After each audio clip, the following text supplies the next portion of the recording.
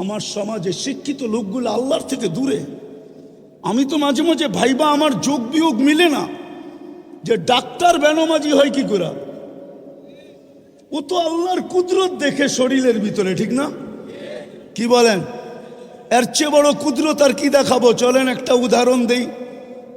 মানুষের অঙ্গের ভিতরে দেখার মধ্যে সবচেয়ে ছোট অঙ্গ কোনটা বলতে পারেন? হ্যাঁ, আরে বলেন না। চোখ। চোখ দেখার ভিতরে সবচেয়ে ছোট অঙ্গ চোখটা, ঠিক না? চোখের তুলনায় দেখতে নাকটা চোখের থেকে বড় মনে হয়, ঠিক না? কানটাও, ঠোঁট, হাত পাও তো আছেই, ঠিক না? সারা দুনিয়ার চোখের ডাক্তারকে যদি মধুবাগের ইমাম আর খতিব সমিতি যদি ডাইকা নিয়ে আসে এই মাঠে, আর যদি জিজ্ঞাসা করে যে শত শত বৎসর চোখ নিয়ে গবেষণা, বলো এটা শেষ হবে কোথায়? তো সারা দুনিয়ার চোখের ডাক্তাররা একটা মুস্কি হাসি দিবে আর বলবে গবেষণা চলতেছে, এটা বলতে পারি, কিন্তু শেষ কোথায় হবে এটা দুনিয়ার কারো জানা নাই। এটার কিনারা কোথায় আমরা জানি না। এতটুক জায়গার ভিতরে যদি ফিট করতে পারে, এটাই তো আল্লাহ বলে। এতটুক জায়গার ভিতরে এরকম টেকনোলজি ফিট, প্রযুক্তি ফিট, যেটার কিনারা নাই। 13 কোটি ক্যামেরা এক চোখে, 13 কোটি, দুই চোখে 26 কোটি ক্যামেরা, 26 কোটি। তার নিয়ে গেছেন পিছনে, প্রত্যেক ক্যামেরার জায়গা ব্যবহার করছেন 1.6 সেন্টিমিটার। দুই তারকে একসাথে লাগতে দেয় নাই, দিলে ফায়ার হবে, সব উল্টা দেখবে। ওই আল্লাহ জিজ্ঞেস করে কুনতা জাহিলা ফামান আল্লামাক, বল তুই তো অজ্ঞ আসছিলি, তোকে শিক্ষাকে দিল। আমা কুনতা মিসকিনা, তুই মার পেটের থেকে অসহায় আসিস নাই, নিশ্চয় আসিস নাই। ফামান আগনাকা, বল তোকে স্বয়ং সম্পূর্ণ কে করলো? আজকে 200 বার আল্লাহ বলেন। যাক, যেটা বুঝাইতেছিলাম, মুসলমানের এই দুরবস্থা কেন? ফিলিস্তিন নিয়ে শুরু হয়েছিল, যে যোগ বিয়োগ তো মিলে না।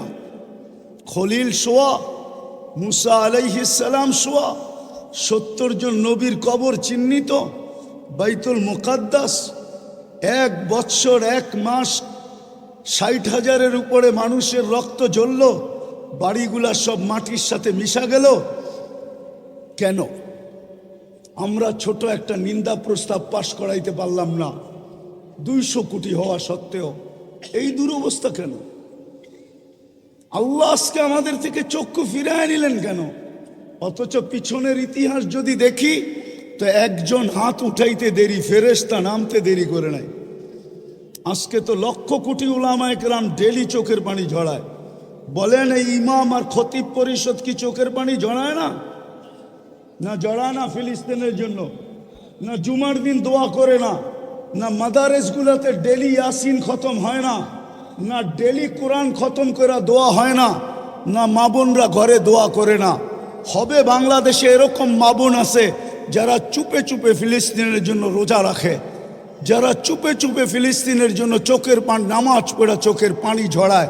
কেননা মা বোনদের দিল আমাদের দিলের চেয়ে বহুত নরম।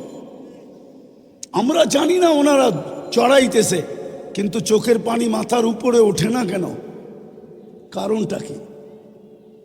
ওইখানে তো দেখি একজন, প্রমাণ দিব, প্রমাণ দেই তেলে প্রমাণ।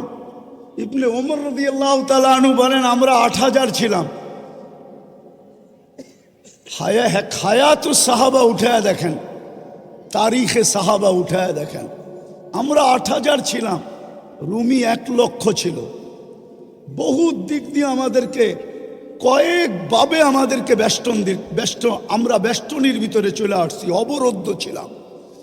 ভাবতেছিলাম কবরটা এখানেই হবে। তো বলতেছিল আমার পাশেই একজন দাঁড়ানো ছিল, ক্ষুধায় বড় কাতর, কাপড়গুলা বড় জীর্ণ শীর্ণ, চামড়াগুলা বিলকুল বটা গেছে, তলোয়ার রাখার কোনো নিয়ামও নাই। একটা রশি দিয়া কোমরে তলোয়ারটা বাঁধা রাখছেন। পায়ের দিকে তাকায় দেখি জুতাও নাই, কিন্তু উপর দিকে তাকায় জানি কি বলতেছিল। তো আমি ভালোভাবে কান পাইতা শুনতেছিলাম যে বলে তো বলে কি, তো শুনলাম উপরে তাকায় হাত উঠায় বলতেছে, ইয়া রব্বা মুহাম্মদ, ও রব্বে মুহাম্মদ, উনসুর উম্মতা মুহাম্মদ। এখনো কি মুহাম্মদুর রাসূলুল্লাহ সাল্লাল্লাহু আলাইহি ওয়াসাল্লামের উম্মতের সাহায্যের সময় আসে নাই? আপনি কি দেখেন না আমরা কয়ভাবে বেষ্টিত, অবরুদ্ধ? বলে বলতে দেরি আমি দেখলাম ফাসাক্কাস সামা, আকাশ ফাটলো। সাদা ঘোড়া, সাদা পোশাকে, খোলা তরবারি হাতে, ডাইন হাতে তরবারি, বাপ হাতে ঝান্ডা, এক অশ্বারোহী বাহির হলো। তার পিছনে সিরিয়ালে বাহির হইতে থাকলো। চোখের পলকে প্রথমটা মাথার উপরে এসে একটা চিৎকার দিল, আবশির ইয়া উম্মতা মুহাম্মদ, ও উম্মতে মুহাম্মদী সুসংবাদ গ্রহণ করো, যা নুসরা রব্বা মুহাম্মদ, মুহাম্মদুর রাসূলুল্লাহর রবের সাহায্য চলে আসছে। ইবনে ওমর রাদিয়াল্লাহু তাআলা আনহু বলেন, আমি সামনের দিকে তাকাইলাম তো দেখলাম রুমিরা ভাগতেছে। কেন যে ভাগতেছে এটাও বুঝতে পারলাম না। যে যেদিকে পারতেছিল ভাগতেছিল। আমরা পিছু নিলাম, যাদেরকে জাহান্নামে পৌঁছায় দিলাম, বাকি ভাগা গেল। আমরা গনিমতের মাল জমা করে পাহাড় বানায় দিলাম। একজনের জন্য তো সাহায্য আসতো। এরকম কথা কি কিতাবে হাজারো লেখা নেই? না লেখা নাই? হুজুররা বলুক লেখা নেই? আরে সাহাবা তো সাহাবা, আল্লাহর ওলির কারণে সাহায্য আসে নাই? না আসে নাই? রাজা গৌর গোবিন্দ তো রাজাই ছিল, ঠিক না? কি আরে বলেন না, ছিল না? ছিল না? শাহজালাল রহমতুল্লাহ আলাই কোনো কি সেনাবাহিনী নিয়ে আসছিলেন নাকি? হ্যাঁ, ওনার সফর সঙ্গী ছিল কয়জন? টোটাল 12 জন। টোটাল 12 জন ছিলেন সফর সঙ্গী।